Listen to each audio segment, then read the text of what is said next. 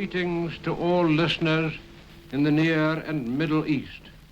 You have just heard Big Ben sounding in the clock tower of the Houses of Parliament in Westminster. That sound is heard daily by listeners all over the world. We are here today outside BBC Broadcasting House in London to demand freedom for Palestinian journalist Mohammed Al-Qiq. Israel didn't like Mohammed's critical reporting of the Israeli occupation, so they abducted him and then they tortured him for 25 days and then they caged him indefinitely. To protest the torture, Mohammed went on hunger strike. Today, after 66 days without any food or nutrients, Mohammed Al-Qiq is nearing death. 3 days ago, he lost consciousness and is on the verge of organ failure.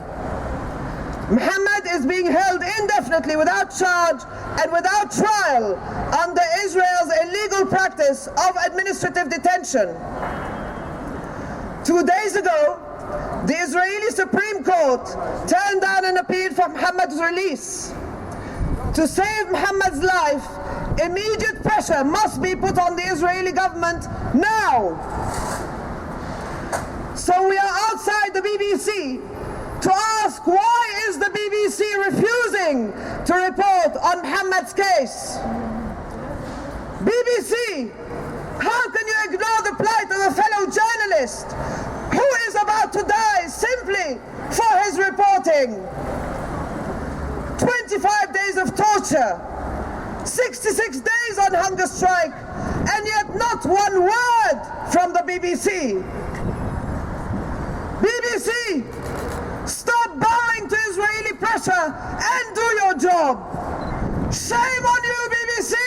Shame on you, BBC! Shame on you, BBC! Shame on you, BBC! Israel has a history of targeting journalists. They either shoot them with live ammunition or otherwise they abduct them and cage them. In the last year alone, 574 attacks against Palestinian journalists in Israeli forces were catalogued. That's nearly 2 attacks on journalists every day. And 2 of those attacks last year resulted in death.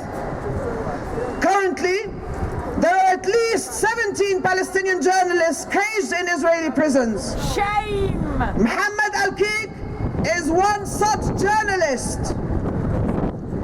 Mohammed Al-Qiq is a reporter for Al-Mesh TV in Palestine. He has been targeted by the Israeli occupation forces for his critical reporting of the illegal occupation. At 2 a.m. on the morning of the 21st of November 2015, Israeli soldiers stormed his home in Ramallah, blowing up the front door of his house where he and his wife and their 2 young children, aged just 3 years old and 1 year old, live. The soldiers shackled and blindfolded him before taking him to the illegal Israeli settlement of Beit El, where they kept him in open air without shelter for 20 hours. He was then moved to the infamous Russian compound of Jerusalem prison for torture, and later the torture continued at the notorious Al-Jalami interrogation center near Haifa in Israel, which is renowned for the torture of young children. Amnesty International reports that Mohammed Al-Qiq was tortured during his interrogation, that he was subjected to a stress position commonly known as the banana, which involves being tied in a contorted position to a chair, that he was tied to a chair for up to 15 hours at a time, and that he was threatened with sexual violence by his interrogators, who told him that he would not see his family for a very long time unless he confessed to the allegations against him. Why is the BBC not reporting Amnesty International's findings? Why is the BBC silent in the face of human rights abuses carried out on journalists? Is it because it's Israel's doing the torturing and the journalist being tortured is Palestinian? Shame on you, BBC! Shame on you, BBC! Shame on you, BBC! Shame on you, BBC! On the fourth day of torture, Mohammed Al-Qiq launched an open hunger strike in protest of torture.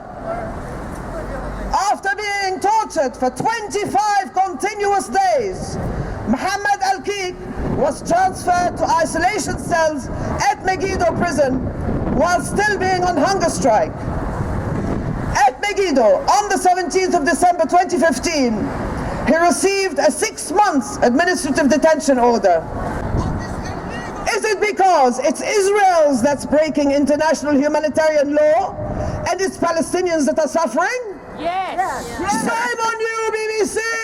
Shame on you, BBC! Shame on you, BBC! Shame on you, BBC! As Mohammed's health deteriorated under hunger strike, having lost 22 kilograms in weight, he was transferred to Ramle prison clinic. He saw his lawyer for the first time at military court on the 24th of December, over 1 month after he had been abducted. By then, the torture and hunger strike had taken its toll, and Mohammed had lost the ability to walk, so he had to be brought to a military court in a wheelchair.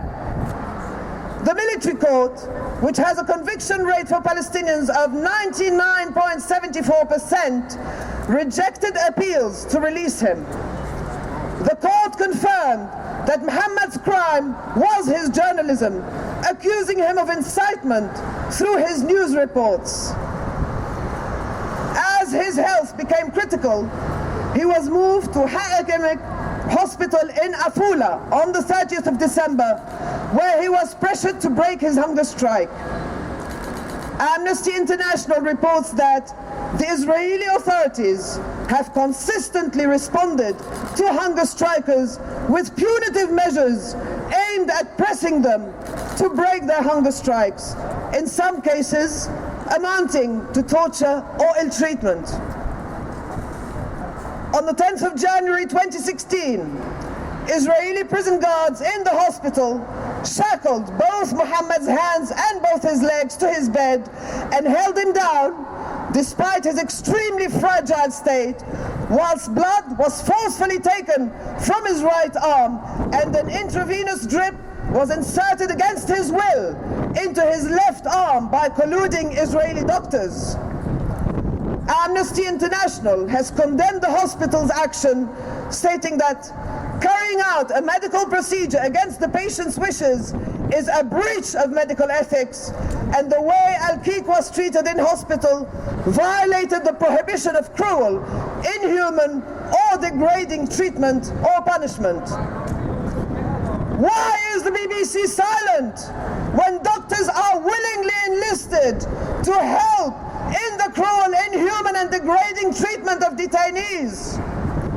Is it because it's the Israeli Medical Association that stands accused of abetting in this cruelty?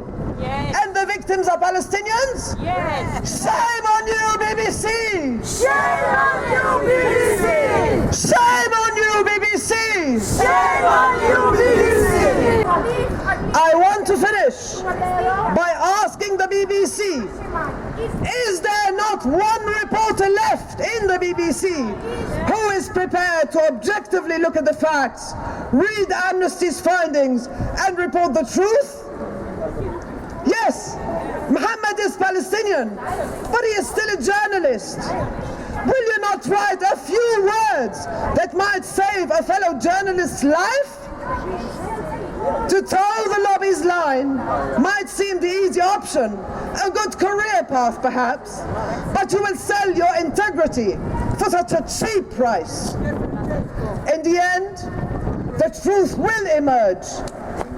Be part of that journey, and not through your silence be part of the attempt to suppress it. Free Mohammed Al-Qiq!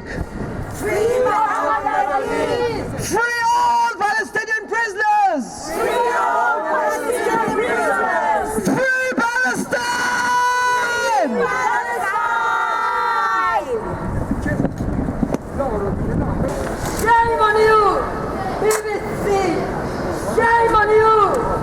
activists, Palestinian journalists that have been tortured for 25 days.